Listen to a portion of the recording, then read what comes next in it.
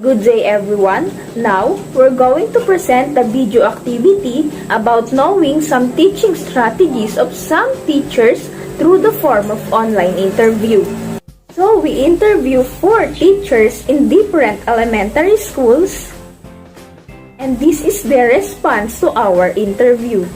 The first elementary teacher that we interview, named Aisel S. Marin, 31 years of age and currently teaching at Santo Domingo Elementary School. She has a 9 years experience in teaching and her current status is Master Teacher 1. In terms of the different teaching strategies she applied, she said that she applied the inductive, inquiry-based teaching strategy, lecture or explicit teaching, differentiation, and cooperative learning. Then, the best teaching strategy she considered in face-to-face class is the cooperative teaching and inductive. For us to understand more about cooperative teaching, I will show a video explanation about this. Good day everyone, I am Mary Grace Orense and I'm going to be your instructor for today's panel discussion. So to make this panel discussion a success, as an instructor, I assign specific roles for each members. So we have a moderator who will keep the discussion on theme and will encourage the members to have interactions with each other. Next is our panelists who will give their insights or opinions about the topic. And lastly is our audience who will ask some questions for some clarifications about the theme. So, let us now proceed to our panel discussion. May I call on our moderator, Miss Miranda? Miss Miranda, the stage is all yours. While the best strategy she used in online or modular class is the inductive. Then now, let me show a video explanation about inductive approach. I'll show you how to teach an inductive learning lesson. So instead of giving students the rule first, then having them practice it with examples, we would give them the examples first, then let them organize them until they discover the rule for themselves. One big advantage of inductive learning is that it uses the practice of identifying similarities and differences, which research has shown to be one of the most effective ways people learn. It also requires students to think on higher levels, especially that hard-to-reach analyzing level, because students really have to determine what information is and is not relevant. So the reason why she considered the cooperative learning and inductive as the best strategy in teaching is because it is learner-centered approach. And as I asked her about the instruction to the said strategy, she stated that I present pupils with data, ask them to make observations of that data, and on the basis of those observations, I ask pupils to state the concept or generalization that I'm teaching. Good day everyone, I am Miss Giselle C. Chujanko and now I am going to present to you our second teacher that Miss Lini Lumanta interviewed. So a while ago, Miss Grace Orense present to you her interview to the first teacher, and as we can see, she already have long experience in teaching. And now, we choose this second teacher for us to know their differences or if they have similar strategies. Tolentino, 35 years of age, and he is teaching in Calamba Adventist Elementary School for 3 years. So as part of the process or interview, Ms. Lini Lumanta asked him what are his strategies in teaching and learning. So he answered, first, he uses T-chart, second, think share, third, think pair share, fourth, inquiry guided instruction, fifth, class discussion, and sixth, the cooperative learning, which includes the breakout rooms. And his best strategy used in a face-to-face class is the inquiry guided instruction. And let us see what is inquiry guided instruction.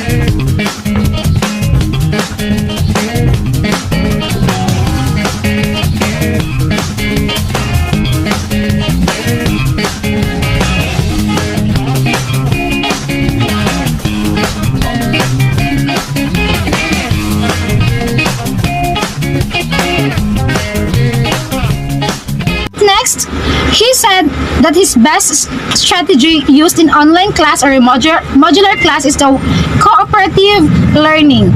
And let us see what is the example of a cooperative learning.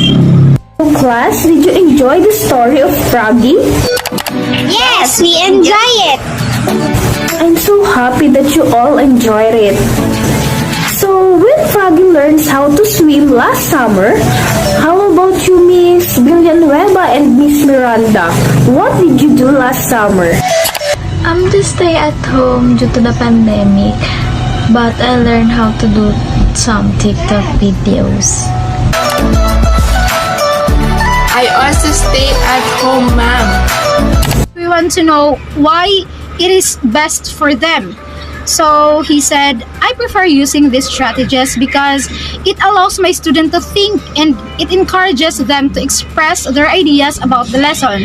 It also gives them a sense of belongingness because they were able to contribute to our class discussion.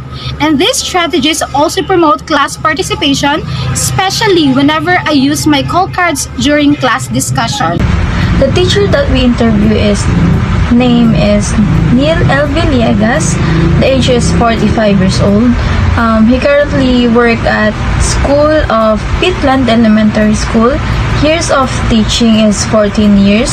The status is Master Teacher in 1 OIC in curriculum.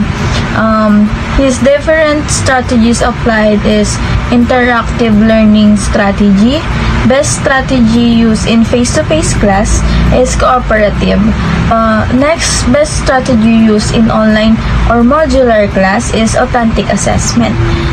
Reason why it is the best, because we came up to the authentic result and output is instruction to the said strategy by modification and crafting assessment to our learners in modular modality.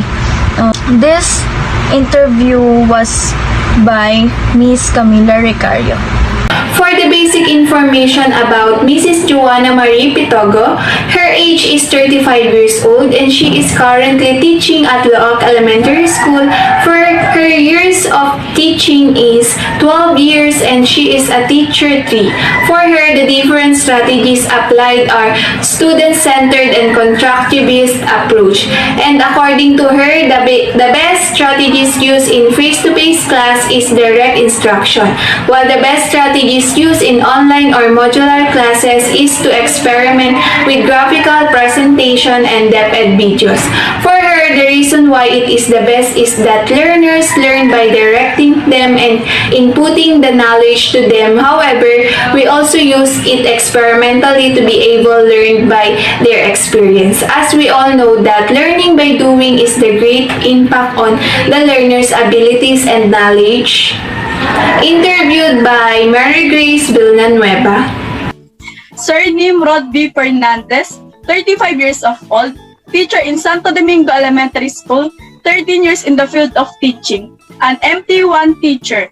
His different strategies applied is collaborative learning strategies and differentiated learning.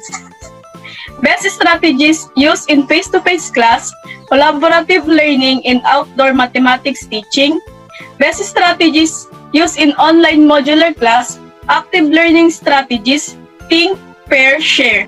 Why it is best strategy? In this strategy, the students do things at the same time, think what they are doing. They are given opportunity to think, collaborate with classmates, and share their ideas with the rest of the class. Instruction to the said strategy. First, teacher short problem or scenario to work through on their own. Then, teacher can select various application like whiteboard or breakout session. Students will be given at least 5 minutes to discuss with the group. Then, let every group share their work to the main room. We are tasked to interview at least 2 teachers for us to know their different strategies. As you can see, we presented 5 teachers, but we only highlighted 2 as a response to the task. We took this chance to interview as much as we could because as a future elementary teachers, we want to know best strategies to those teachers who are already in this field. They are the person who can only answer and show us what is effective and not. In short, they are the living proof that we really wanted to know because we are in the same field. With this interview that we had, we conclude that teachers determine effective strategies, not good strategies determine effective teachers. Because whatever strategies we may use or apply, we must still consider other factors. And our main purpose for today's generalization is the attainment of the learner-centered. We are hoping that you gain some ideas and knowledges with our presentation. By the way, I am Miss Camila Ricario, leaving you some quotes by Benjamin Franklin. Tell me and I forget, teach me and I remember, involve me and I learn. That's all, thank you and have a good day everyone.